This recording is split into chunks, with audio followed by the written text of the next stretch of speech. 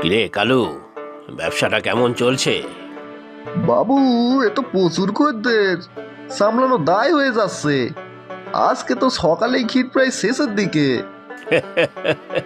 এ কি আর যেমন তেমন ক্ষীর? শহর থেকে আনানো, স্পেশাল একেবারে। তা যা বলেছেন বাবু। এদিকে নিতাইয়ের দোকান দেখুন না, বসে বসে পিঠে বানিয়েই চলেছে। খদ্দের তো একটাও হয়নি এখনো।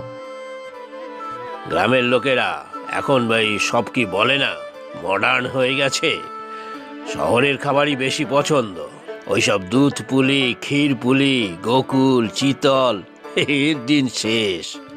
একদম ঠিক বলেছেন বাবু। আপনি ভাগ্যিস শহর থেকে কি সব কালো কালো পিঠে এনেছেন। খদ্দেররা তো সব এগুলোই কিনে নিয়ে যাচ্ছে। হত ভাগা, ওগুলো কালো